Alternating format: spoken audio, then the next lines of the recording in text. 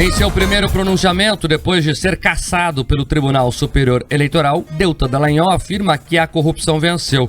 A defesa do ex-procurador da República vai recorrer ao Supremo Tribunal Federal para tentar reverter a decisão. Depois de ficar em silêncio na noite de terça-feira e só se manifestar por meio de uma nota oficial, o político paranaense convocou a imprensa para falar sobre o seu caso ontem à tarde. Ao lado de alguns parlamentares de partidos que fazem oposição ao governo federal, Deltan Dallagnol discursou e frisou que corruptos estão em festa, se referindo ao resultado do julgamento realizado pelo Tribunal Superior Eleitoral. A gente vai acompanhar agora então um trecho do que o ex-procurador falou. O que aconteceu ontem no Tribunal Superior Eleitoral é muito simples. Inventaram uma inelegibilidade imaginária para me cassar. Hoje, o sistema de corrupção, os corruptos e os seus amigos estão em festa. Gilmar Mendes está em festa. Aécio Neves está em festa. Eduardo Cunha está em festa. Beto Richa está em festa. A verdade é uma só. Eu perdi o meu mandato porque eu combati a corrupção. E hoje é um dia de festa para os corruptos e é um dia de festa para Lula.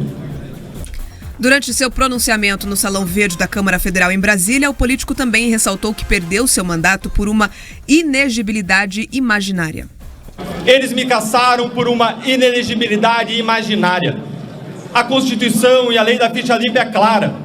Ficam inelegíveis membros do Ministério Público que saem na pendência de processo administrativo disciplinar. É clara, é objetiva. Existia algum processo administrativo disciplinar? Não, nenhum. Zero! Mas eles construíram suposições. Uma primeira suposição de que reclamações poderiam se converter em algum procedimento disciplinar. Uma segunda suposição de que algum poderia gerar condenação. Uma terceira suposição de que alguma condenação poderia ser admissão. E uma quarta suposição de que eu sabia tudo isso, como num Minority Report em que você sabe o futuro. Agora, de modo muito contraditório, porque se eu soubesse o futuro, eu poderia antecipar esse dia e essa decisão esdrúxula contra o direito, em que eles aplicam o direito da força e não a força do direito. A defesa de Deltan Dallagnol informou ontem que vai recorrer da decisão do Tribunal Superior Eleitoral junto ao Supremo Tribunal Federal.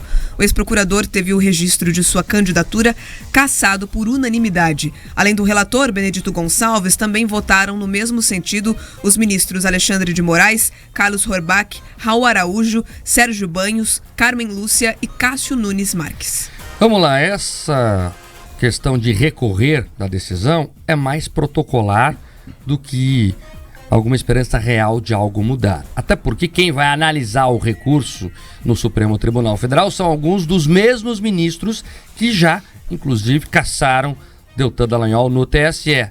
Dos 7 ministros do TSE, 3 também são ministros do Supremo, estavam lá e votaram de forma unânime para cassar Deltan Dallagnol. Aí o pessoal faz ginástica jurídica, não, pode ser que algum ministro mais simpático pegue o caso, seja relator, dê uma liminar, aí vai para a segunda turma, tem uma composição mais pró-Lava Jato. Eu não acredito. Pode ser que tenha gente que acredite, eu não acredito, a decisão está tomada. Também não tenho esperanças que a decisão seja de alguma forma revista, mas se houvesse um lugar que isso poderia acontecer, é na Câmara dos Deputados. Aí sim, só se o Arthur Lira, né, e o Rodrigo Pacheco, como homens fortes do Congresso Nacional, resolverem peitar o TSE, o que não vai acontecer também. É importante deixar isso claro. Então vamos só acompanhar o desenrolar dos fatos, mas é muito difícil que isso mude, né? Então a Câmara já foi notificada, inclusive ontem à noite, da decisão do TSE, inclusive uma situação chata, o pessoal pedindo ali para que Deltan saia abaixo de força policial. Acho que não é necessário isso, mas enfim, né? Esse é o clima na Câmara, para você entender como é que estão as coisas lá em Brasília. Agora, é importante aqui, e aí eu peço licença aos meus companheiros de bancada para me estender um pouquinho na parte jurídica, porque o que eu mais escutei ontem é: Mark, mas como assim o Paraná, né, liberou a candidatura por unanimidade, e aí chega em Brasília e eles negam a candidatura por unanimidade? Como é que a diferença é tão grande assim? Como é que aqui dizem, ó, tá tudo certo, todos juntos, e lá falam, ó, tá tudo errado, todos juntos? Vamos explicar. O que foi feito no Paraná foi aplicar a lei. O que diz a lei? A lei diz o seguinte, que procuradores, juízes, promotores, que tiverem procedimentos administrativos disciplinares, os famosos PADs, abertos contra si, na data do pedido de exoneração, eles ficam inelegíveis. A lei diz isso, ponto. Acho que não precisa nem muito esforço para interpretar o que diz a lei, né? É meio que óbvio. Pois bem, o Deltan tinha algum PAD aberto contra ele na data da exoneração? Não. O tribunal aqui do Paraná olhou e isso falou, está liberada a candidatura. Se não há PAD aberto, não há impedimento. Essa foi a construção aqui, aplicação, né, da lei nua e crua. O que ocorreu lá em Brasília foi o seguinte, chegou lá, aí o ministro Benedito Gonçalves, que aqui nem preciso relembrar quem é, né, o homem do tapinha no Lula, o homem do missão dada, missão cumprida, é um homem visto como muito próximo a Alexandre de Moraes, ele fez uma interpretação extensiva, como se fala no mundo jurídico, da lei. Ele disse o seguinte, ó, é verdade, ele não tinha nenhum PAD aberto contra ele. Aliás, tinha 2 PADs, inclusive, encerrados, né, o famoso trânsito em julgado administrativamente, digamos assim. O CNMP deu a Deltan Dallagnol uma certidão que ele não tinha nenhum processo contra ele. Ele chega a falar isso no acordo. Tanto que ele refuta, Pedroso, a questão do TCU lá das diárias. Não, isso aí não enseja qualquer coisa equivocada em relação ao registro da candidatura. Mas, colocou uma vírgula lá bem grande, ele tinha ali alguns outros procedimentos em sua ficha funcional. Como se fossem anotações na ficha funcional. Eu até peguei eles aqui.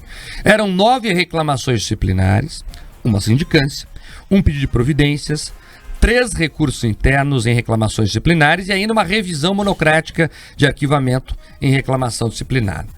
Nenhum era PAD. O que a lei pede? Um PAD. Isso aqui eram reclamações. Alguém pode mandar um e-mail para o Ministério Público e falar, ó, tá acontecendo isso aqui. E alguém vai fazer a triagem dessa informação, vai ver se precisa mesmo abrir o PAD ou não. Nenhuma delas, né, até então pelo menos, tinha se transformado em PAD. A lei pede um PAD aberto, correto? O ministro chegou lá e falou assim, não, ó, veja, eu tô vendo essa lista aqui de anotações da ficha Deltan e pode ser que elas um dia se transformassem em um PAD. Então, ele não poderia ser candidato. Mas a lei diz o quê? A lei diz que tem que ter um PAD aberto. Mas não, eu acho que isso aqui, eu compreendo que existe uma possibilidade de se transformar em um PAD e por isso ele não poderia ser candidato. A lei não diz isso. Isso foi uma interpretação extensiva. Então, a minha impressão sobre esse caso é o seguinte, deixaram a lei de lado, ligaram uma bola de cristal. Ó, pode ser aqui que isso aqui aconteça. Como é que você pune alguém, e agora vem a pergunta, por algo que poderia ter acontecido? E se não acontecesse, aí a pessoa é punida injustamente? Que pode ser o caso aqui. Essas reclamações poderiam não dar em nada.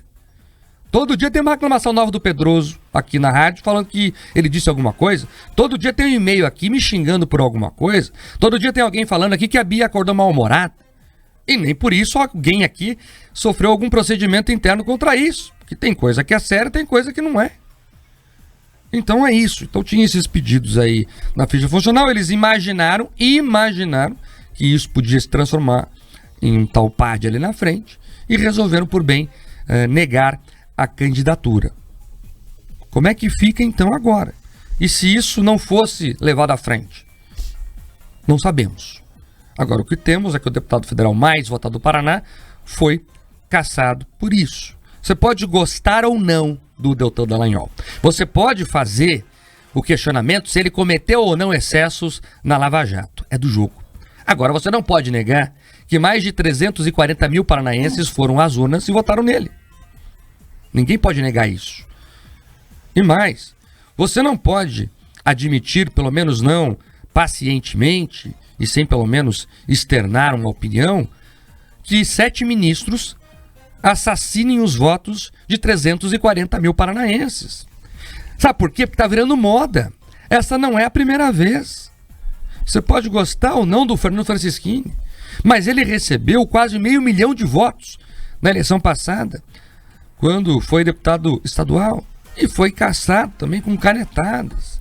Voto é muito sério em uma democracia. Voto é sagrado em uma democracia. Muita gente diz aí que, né, defende a democracia. Para defender a democracia, você tem que ser apaixonado. Você fala tanto em amor. Você tem que ser apaixonado por eleições. Você tem que defender os votos. Voto é coisa séria. O que a gente vê é que, se você for de um grupo político, os votos são respeitados e louvados. Se você for de outro, não, os votos não são tão importantes assim, veja. Talvez eles não saibam o que fizeram, algo assim. Essa é a situação atual.